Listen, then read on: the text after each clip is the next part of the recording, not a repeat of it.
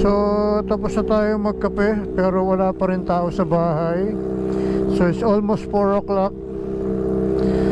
So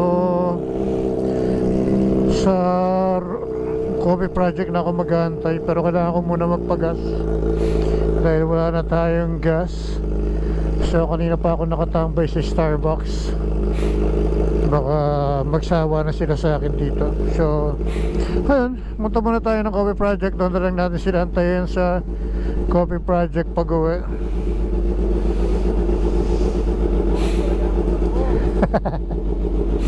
So exclusive for Starbucks parking only. Customer parking is subject to validations. Please do not leave your valuables in your vehicles. So Starbucks coffee will not liable for any loss, damage to your vehicle or in your content. So dito yung Shell, papagas muna tayo.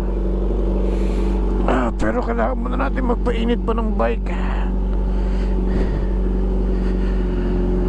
Yeah, sarap. 1 bar na lang tayo, kailangan natin magpagas. It's 4:07 in the afternoon. Parang gusto ko ng mahiga. Parang 3 oras pa lang ang tulog ko, or baka wala pa. Kaya kailangan natin magpa-gas.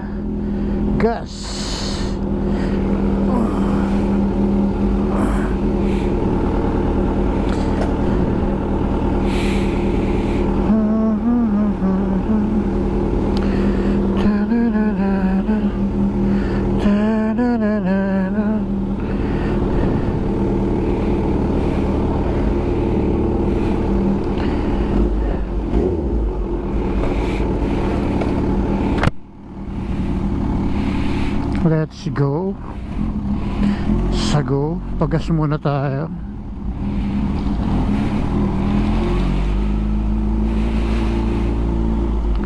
Pagas muna tayo sa Shell.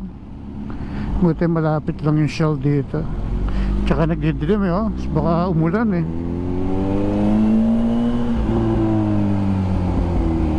So pagas muna tayo sa Shell. Sa Shell. Shell 95. May 95 rito. Yun, meron.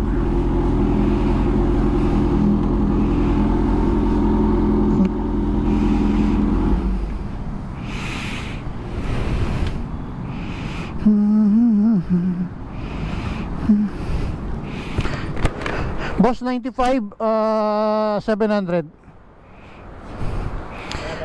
May 700 pa ba ako? Marami tayo.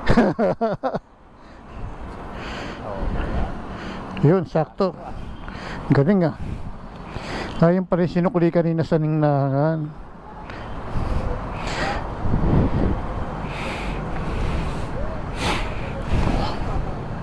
Ay, meron akong kuyang apps. Baka yung apps natin pwede nang ano eh. Pwede na bang, paano ba gamitin tong apps? Pwede mo yan sir i-karga dito. Pwede ikakarga. Yung point niya sir kalahati. Kung ilan. Kung 1,000 point 500 pesos. Okay. Pwede nyo rin sir ibili ng langis. Saka mga pagkain. Mga select. Ilang points na ba ako? Hindi ko alam kung ilang points na eh. Teka. Malawatik ko sir. Okay. Tsaka na. Okay, punin muna natin.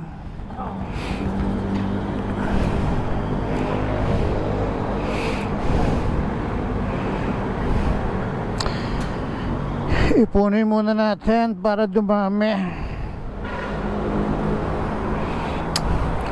Hindi yan pupultang, 1 bar na lang. Yan, diba? Hindi pa rin napuno.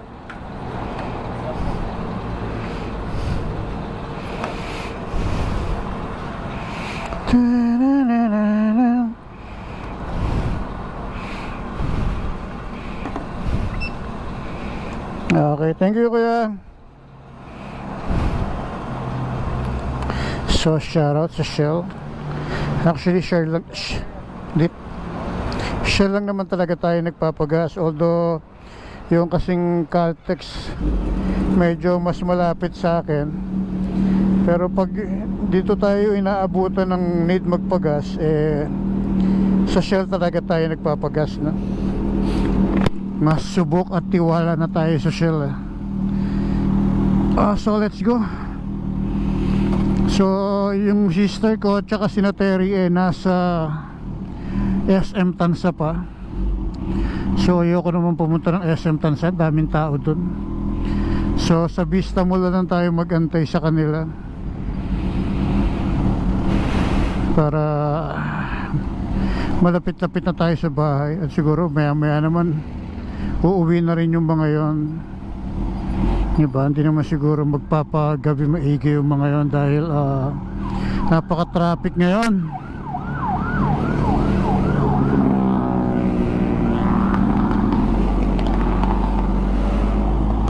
So let's go. Sa shortcut na tayo dumaan dahil siguradong napaka-traffic dyan sa lugar na yan. So syempre ayaw natin ng traffic. Alam mo yung namimiss kong kainin, parang gusto kong kumain ng Amazing Aloha sa Jollibee. So kain tayo ng Amazing Aloha sa Jollibee. Dahan-dahan tayo, baka sitayin tayo ng guide. So dahan-dahan tayo. Batiin muna natin si Kuya. Kay Kuya, tropa pala yun.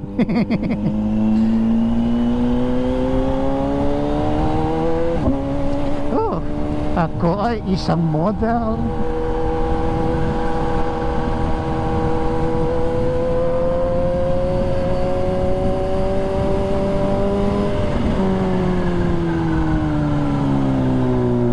Sarap-sarap, grabe.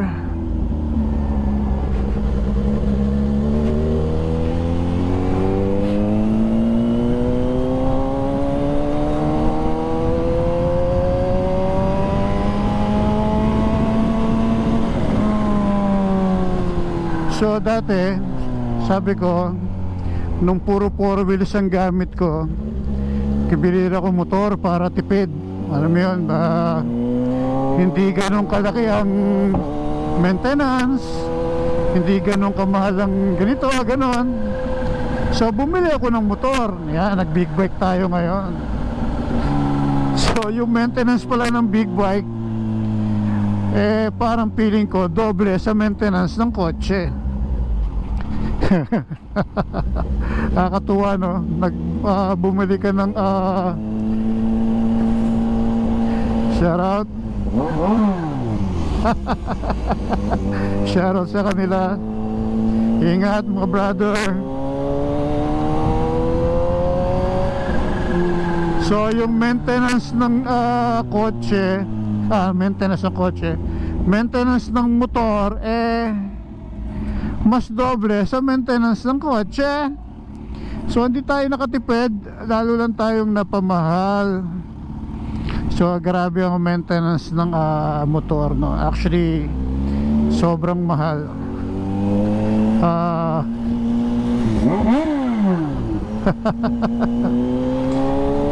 So gasolina pa lang, napakadugo na. Tulad no, pag lahat ng nag-request ng bomba, pagbibigyan mo. So ang mabigat lang naman sa maintenance ng bike, maintenance lang, hindi kasama ang mga pyesa. So maintenance siguro gulong, sobrang bigat ng gulong, ng price ng gulong medyo hindi biro, parang mas mahal pa sa gulong ng sasakyan. Yung gulong ng kotse kapapalit ko lang, di ba? Gulong ng kotse, gulong ng bike kapapalit ko lang, di ba? Maabot ako ng 27K Pirelli Rosso Diablo 4, no? Yun ang pinalit natin. So 27,000. Yung sa iba medyo mas mataas pa, medyo nakakuha tayo ng discount doon sa 27,000. PMS, change oil, nasa, kung dadali mo sa mga kilalang lugar, nasa pa 5,500, 6,000 ganon, kasama linis ng kadena. So hindi siya hindi ka makakatipid. Hindi ka makakatipid sa big bike o siguro sa mga small cc kasi talaga namang tipid yan. Magkano lang ba ang ano dyan, di ba? Magkano lang ang change oil nila, magkano lang yung gulong nila.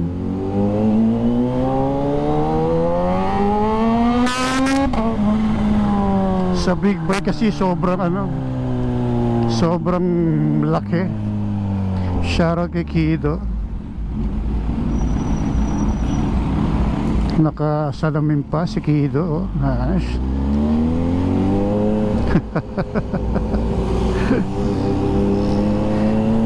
Shoutout kay Kido.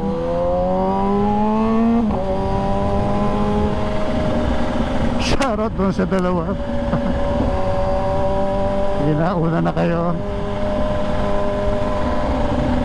So dati doon sa Port Everest ko, magkano lang naman ang change oil ng Port Everest, no?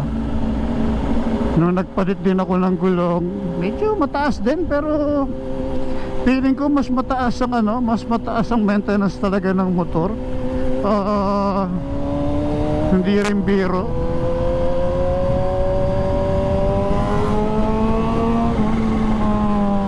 Ang pyesa hindi rin naman biro. So hindi tayo nakatipid sa motor. Natatawa na lang ako. Pero ang kaligayahan naman na binibigay ng motor sa'yo, ibang iba naman sa kaligayahan na binibigay ng four wheels, no? Four wheels, safe ka, nakabubong ka, naka-aircon. So yun lang naman yung benefits. Pag naulan at mainit, okay lang, di ba? Walang problema, anytime pwede kang lumabas. Pero yung freedom na binibigay ng big bike or ng motor, small cc man yan, big bike man yan, anumang klaseng motor yan, ibang klase. Sobrang ibang klase. Yung freedom niya, yung adrenaline, ibang klase. Hindi yung mababayaran ng hindi yung mababayaran ng pera, yung pag-stress na stress ka na the whole day. Tapos wala lang, gusto mo lumabas, gusto mo umikot, magmotor ka lang, after nun okay ka na. Habang nakamotor ka, hindi mo naiisip yung stress, hindi mo naiisip yung mga bagay-bagay na kasi iba yung iba yung naibibigay ng iba yung nabibigay ng bike.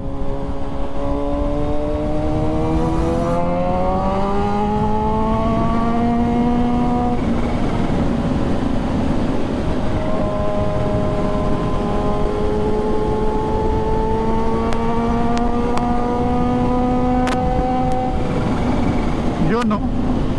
Diba? Ang sarap.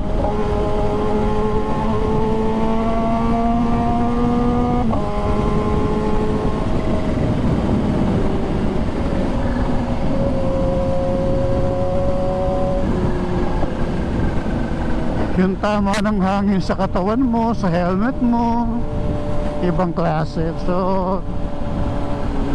ngayon at the age of 52, papipiliin mo ako four wheels or motor? Well, I can say motor pa rin ako. Sabihin mo sa akin four wheels o motor, motor.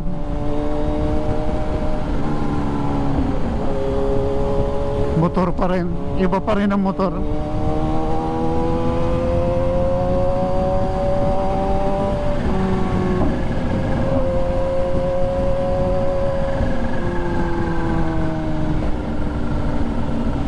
Pero kung papipiliin mo ako between naked bike, sports bike, sports bike pa rin ako.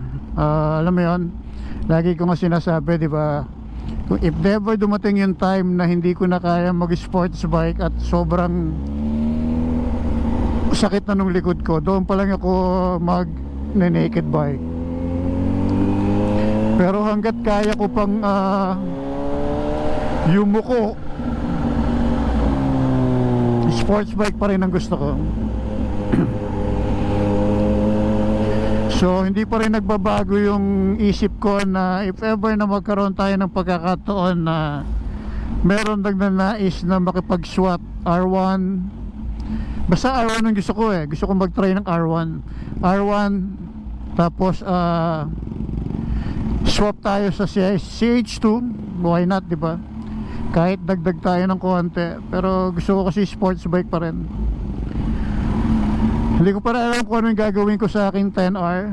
So naka for sale no, pero pag may nag-i-inquire di ko naman sinasagot, di ba? Yun yung mga tipo na binebenta mo, pero pag meron nagtatanong, parang hindi mo kayang mawala, hindi mo nanghihinayang kang pakawalan. Ay naka. O dahil nga siguro sports bike pa rin ang gusto ko. Sabi ko kasi noon, iba yung pakiramdam na may sports bike, iba yung pakiramdam ng may naked bike. At iba rin naman ang pakiramdam pag kailangan mo ng katulad niyan, nagpalit tayo ng gulong ng CH2, sabay natin pinalitan ang gulong ng CX-10R tsaka CH2. So nakita ko yung gulong ng CX-10R, kailangan na rin natin palitan. Pero siguro by next year na, no? By January na natin palitan yung gulong ng CX-10R. Ito muna gamitin natin itong CH2. Medyo madugo kasi talaga yung gasto sa motor. So siguro kung isa lang medyo kaya pa pero kung dalawa yung big bike mo, dalawa yung papalitan mo ng gulong, dalawa yung papa-change oil mo, dalawa papa-maintain mo, medyo madugo. So ngayon nga di pa ako eto nga yung pinambili ko ng gulong nito, medyo hiniram ko muna sa anak ko kasi nga yung mga taong tinulungan natin dati yun, hindi pa nagbabayad. Siguro hindi pa sila tinatalaban ng hiya, ganon, kaya hindi pa sila nagbabayad. Pero pag inantay mo silang talaban ng hiya, malabo yun. malabo. So kailangan mong pukpukin para magbayad, no? Ay nako, no comment na lang, wag na lang tayong magsalita para sa ganon. Pero lesson learned, I learned my lesson. Hindi porket kaibigan mo hindi ka tatarantaduhin, ganun lang yun Hindi porket kaibigan mo pagdating sa pera hindi ka gagaguhin. Marami pa rin gago pagdating sa pera, sobrang dami. Mga tinulungan mo ng mga panahong sila nangangailangan, mga panahong hindi alam kung anong gagawin sa mga nanggugulo sa kanila. Tapos ngayong sinisingil mo na sila dahil ikaw na ang may kailangan. Ay, Diyos ko, pahirapan. Ibabla ka pa, ganun kakapal ang muka. Tapos makikita mo sa mga post nila, ang saya-saya nila, di ba? Pero yung utang nila ayaw bayaran. Tatawagin ka pang mentor. Mentor yung mukha mo. Well, sensya na pero minsan masarap din maglabas ng galit sama ng loob. Natuto ko sa maling aral na hindi lahat ng kaibigan o lahat ng tinuring mong kaibigan totoo. Yung iba na andyan lang kasi may pakinabang ka. Pero pag wala ka ng pakinabang sa kanila or nakuha na nila yung napakinabangan nila, ay putya, para silang bulang na wala. Pero ang disadvantage naman nun, tingin mo ba makakaulit pa sila? At hindi ba nasira ang pagkatao nila? Maaaring nakuhanan nyo ako ng pera at hindi birong amount ng pera, pero ang tanong doon, hindi ba nasira pagkatao nyo sa ginawa nyo, di ba? Ako yun naman naglalabas lang ng hinanakit. Dahil tumulong ka bilang kaibigan pero tinarantado ka ng mga taong inakala mong kaibigan mo. Yun lang yun.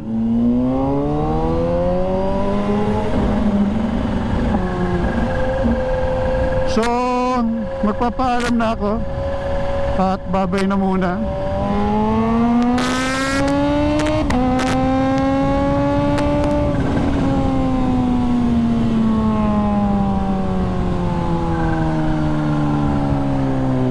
So dito muna tayo sa Coffee Project habang nag-aantay ng tao sa bahay kasi wala pang tao sa bahay, no? Antay tayo ng tao sa bahay kung anong oras sila darating. Mag-Jollibee muna tayo kasi nagugutom ako. Kain muna tayo ng Amazing Aloha. Sarap yun, Amazing Aloha. Amazing Aloha, baby.